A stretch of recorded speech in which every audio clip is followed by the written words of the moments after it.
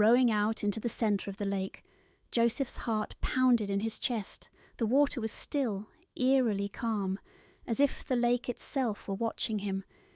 He dropped the offerings into the water as Babumwinyi had instructed, and recited the incantations. The moment he finished, the air around him grew cold, and the water beneath him began to swirl. Suddenly the boat was pulled downwards, as if a great force had gripped it. Joseph held on tightly as the world around him shifted. When he opened his eyes, he was no longer on the lake, but standing in a strange, misty realm. Shadows danced around him, and the air was thick with the presence of spirits. In the distance he saw her, Amina, standing at the edge of the mist, her form flickering like a fading memory. She was still trapped, and the spirits that held her were not willing to let her go without a fight. As Joseph approached Amina, the spirits of the lake materialized before him, their forms grotesque and menacing. They circled around Amina like predators, their hollow eyes fixed on Joseph. "She belongs to us," they hissed in unison, their voices dripping with malice. "You cannot take her from us." Joseph clenched the talisman in his hand, feeling its warmth radiate through him. "I don't care what you say," he shouted defiantly. "I will free her, no matter what it takes." The spirits laughed, their voices echoing through the mist. "Very well, human," they sneered. "If you wish to free her, you must complete our challenge. Only then will we release her soul." Without another word, the spirits disappeared, leaving Joseph alone with Amina. She looked at him with tears in her eyes, her form flickering more violently now.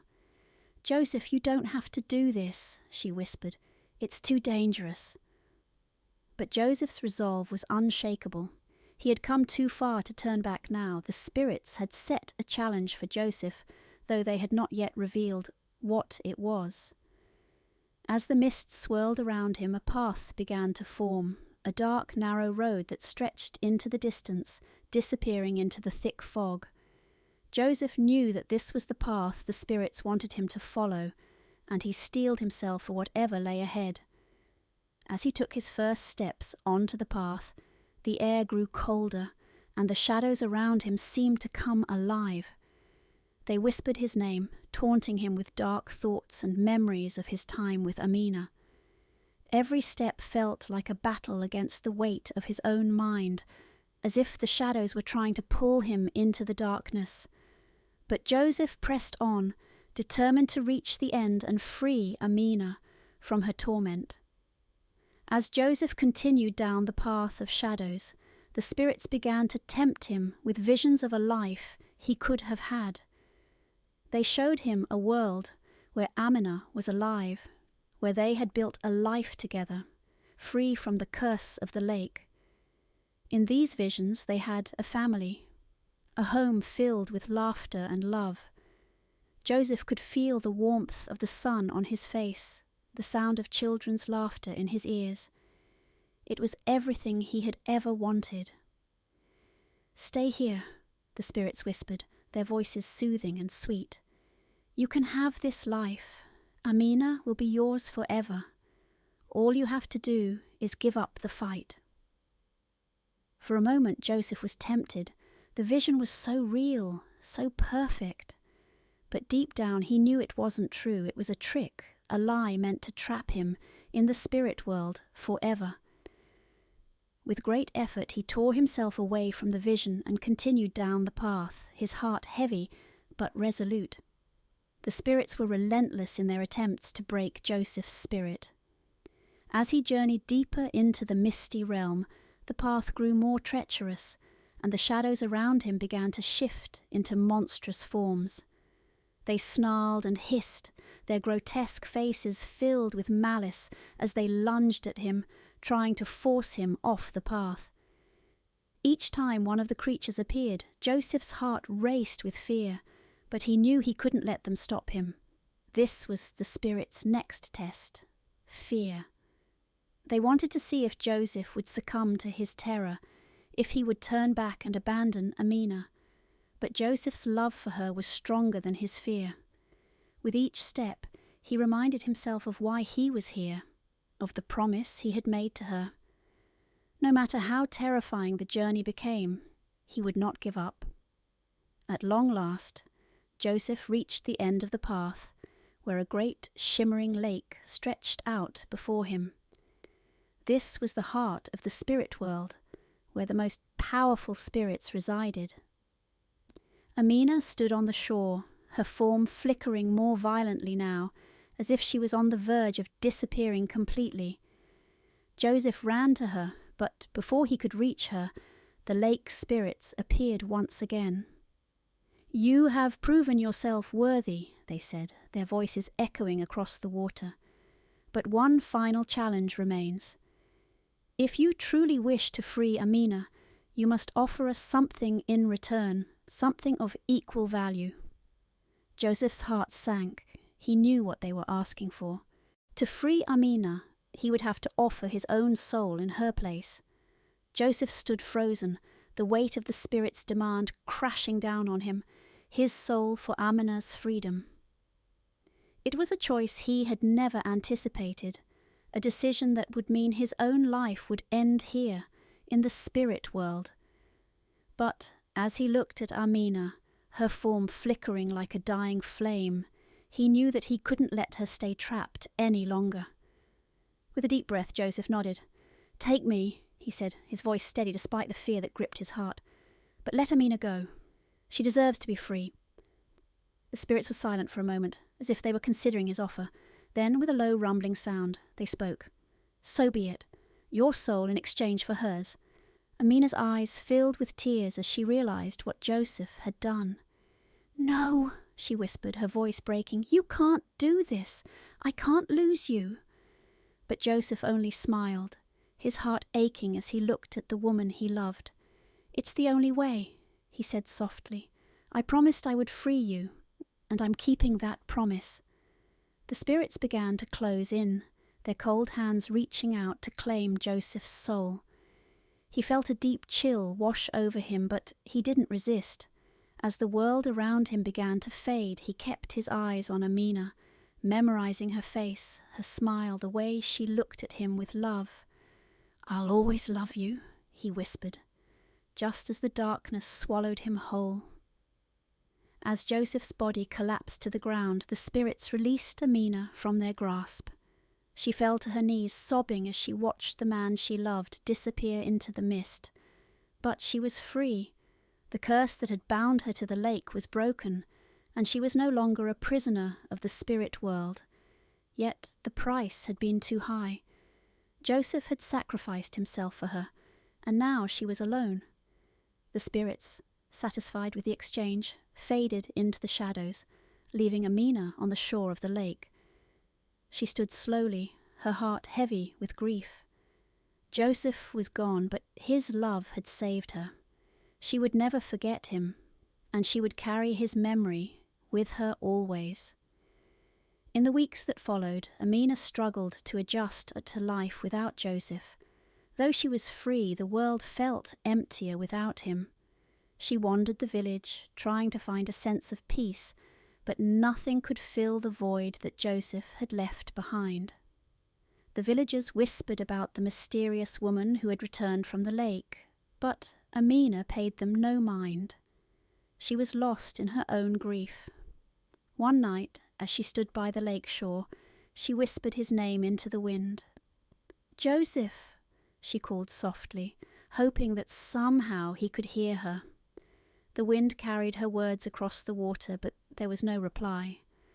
Amina sighed, her heart heavy with sorrow.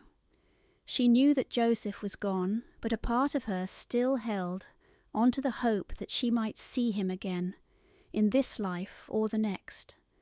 As Amina tried to move forward, strange occurrences began to plague her once again. The whispers returned, and shadows danced at the edge of her vision. At first, she thought it was her grief playing tricks on her, but soon it became clear that the spirits had not left her entirely. They still lingered, watching her from the darkness.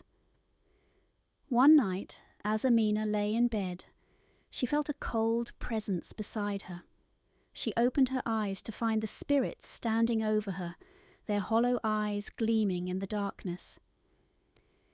"You are free, but your debt is not paid," they whispered. "Joseph may have given his soul for yours, but we are not finished with you yet." Amina's heart raced with fear. She had thought that the spirits were satisfied with Joseph's sacrifice, but now it seemed that they had other plans for her. She would have to face them once again, and this time there would be no one to save her. Amina's blood ran cold as the spirit's words echoed in the room. She had believed the nightmare was over, that Joseph's ultimate sacrifice had freed her once and for all. But now, standing in the presence of these ethereal beings, she realized her torment was far from finished. "You took Joseph's soul," she whispered, her voice shaking. "What more could you want?" The spirits shifted, their forms undulating like shadows in the wind. "Freedom comes at a cost," they hissed. "Though his soul was offered, you were bound to the lake long before you met Joseph. Now you must fulfill your part of the bargain. Your freedom will only be secured through another sacrifice, one that will close the circle for good." Amina's heart sank. She had thought she was done with death and sacrifice, but the spirits were demanding more. "What kind of sacrifice?" she asked, dread filling her. "You must return to the lake and call upon the spirits of your ancestors. Only then will the full truth be revealed, and your soul finally liberated." In the days that followed, Amina could feel the weight of her ancestors' presence, just as the spirits had warned. Their whispers grew louder each night, urging her to come back to the place of her origin, the lake. She dreaded the idea of returning, but there was no other way. If she was ever to be truly free, she had to confront her past. Determined, Amina prepared herself for the journey. She gathered what little she knew about the ancient rituals her family had practiced, taking with her sacred herbs, charms, and offerings. She visited Babu Mwinyi again, asking for his guidance one last time. He looked at her with grave eyes. "You've already sacrificed so much," he said quietly, "but the spirits are never satisfied. They want to test you to see if you truly deserve this freedom." Amina nodded, her heart heavy with the knowledge that her journey was far from over.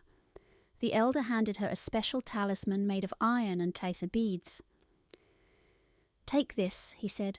"It will protect you against the darker spirits, but remember, only the ancestors can grant you peace." Amina left the village just before dawn, the cool air biting at her skin as she made her way through the forest.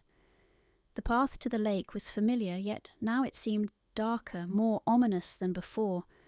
The trees seemed to close in around her, their twisted branches reaching out like skeletal hands. She clutched the talisman tightly, whispering prayers under her breath.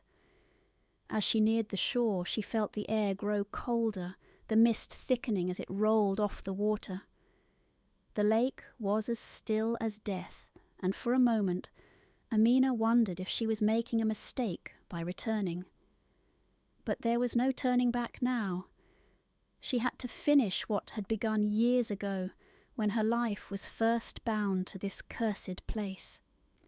Standing at the water's edge, she began the ritual. She scattered the herbs, lit a small fire, and placed the offerings in the water.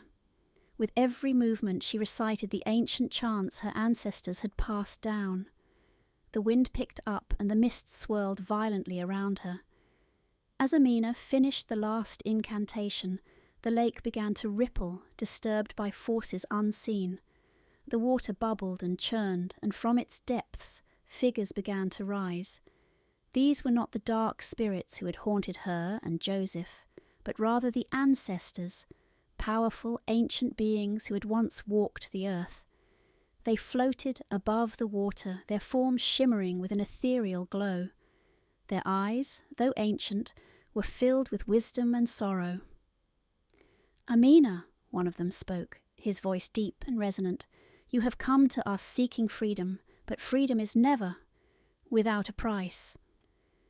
Amina knelt before them, her heart pounding in her chest. "What must I do?" she asked, her voice trembling. "I've already lost so much. Please, I just want to be free." The elder ancestor stepped forward. "The curse upon you is tied not just to the spirits of the lake, but to a blood debt passed down through your family.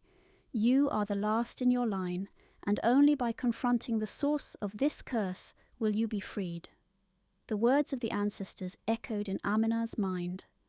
A blood debt, something her family had done generations ago, was the root of the curse that had entangled her life. The ancestors began to chant, and the mist around the lake thickened, swirling to reveal a vision from the past. In the vision, Amina saw her great-grandmother, a woman of fierce power who had lived by the lake. She had made a pact with the spirits in exchange for wealth and influence, but the spirits had demanded something in return, her firstborn daughter. When the time came, Amina's ancestor had refused, breaking the pact and cursing her descendants. The spirits had been furious, and from that moment on, every woman born into the family was bound to the lake, trapped between life and death. "This is the burden you carry," the ancestor said, his voice heavy with sorrow. "The curse will end with you, but only if you confront the spirits and undo the pact." Amina felt a surge of anger and sadness. She was suffering for the mistakes of someone she had never known, but now she understood the full extent of her burden. She had to face the spirits and put an end to the curse once and for all. Armed with the truth, Amina stood tall before the lake, her resolve stronger than ever. The spirits that had tormented her for so long began to rise from the water, their forms more menacing than before. They circled her, their eyes gleaming with malice. "You have returned," they hissed, "but you cannot escape your fate." Amina clenched her fists, feeling the power of the ancestors coursing through her veins. "I know the truth now," she shouted, her voice ringing across the lake. "The pact was broken, but I will not pay for the sins of my ancestors any longer. The curse ends here." The spirits snarled, their forms twisting in fury. They lunged at her, but Amina held her ground, her heart filled with the strength of those who had come before her. The talisman around her neck glowed brightly, and she could feel the presence of the ancestors standing beside her.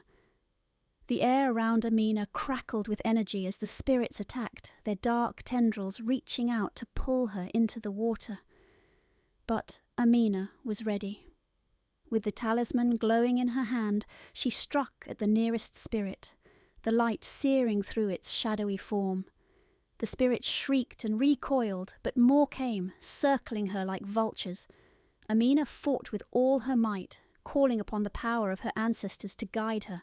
Each strike with the talisman weakened the spirits, but they were relentless, their hunger for vengeance unquenchable. Her strength was waning, but she refused to give up. This was the final battle, and she would not let them claim her soul. Suddenly she heard a voice, a familiar comforting voice that filled her with hope. "Amina," it called, "I'm with you." It was Joseph. Though she couldn't see him, she knew he was there, his spirit lending her the strength to keep fighting. With renewed strength, Amina pressed forward, her heart swelling with love and determination. Though Joseph's body was gone, his soul was still with her, helping her fight the dark forces that sought to claim her. The spirits, sensing the shift in power, began to falter, their forms flickering as Amina's blows grew stronger. "Joseph," she whispered, tears streaming down her face as she fought. "I knew you wouldn't leave me." His voice echoed in her mind, calm and reassuring. "I promised I'd always be with you, Amina. We'll finish this together." The spirits shrieked in frustration as Amina, fueled by Joseph's presence, struck one final blow. The talisman flared with brilliant light, and the spirits were engulfed in a blinding flash. When the light faded, the lake was still, and the spirits were gone. The curse had been broken. Amina stood at the edge of the lake, breathing heavily as the weight of the curse lifted from her shoulders. The air around her was calm now, peaceful, as if the land itself had been cleansed. She looked up at the sky, feeling a deep sense of relief and gratitude. The ancestors' presence lingered for a moment longer, their forms glowing softly in the distance. "You have done well," one of them said, his voice filled with pride. "The curse is broken and your soul is free." Amina bowed her head, tears of relief streaming down her cheeks. Joseph's voice came to her once more, gentle and filled with love. "You did it, Amina. You're free now." Amina returned to the village, her heart lighter than it had been in years. The curse that had bound her family for generations was finally over, and she could feel the difference in the air. The whispers of the spirits were gone, and the shadows that had once haunted her were no more. She visited Babu Mwinyi one last time, telling him everything that had happened at the lake. The old man nodded, a faint smile on his lips. "You've done what many thought was impossible," he said. "You've freed yourself and your ancestors from the curse. Now you can finally live." Amina smiled, feeling a deep sense of peace. For the first time in years, she was truly free. Though Joseph was gone, she knew he was still with her in spirit, guiding her as she moved forward into a new chapter of her life. A life free from fear, free from the past. A life where she could finally be at peace. As Amina embraced the newfound freedom coursing through her life, the world seemed to welcome her with open arms. The villagers' cautious stares had turned into reverent glances, their whispers no longer laced with fear, but with respect. Yet, amidst the vibrant colours of her renewed life, the lake's still waters called to her, a silent reminder of all she had gained and all she had lost. Joseph's memory lingered like a gentle breeze, urging her forward. But as Amina stood on the edge of her new beginning, she couldn't shake the feeling that her story wasn't finished yet. Part 3, coming soon, a new beginning.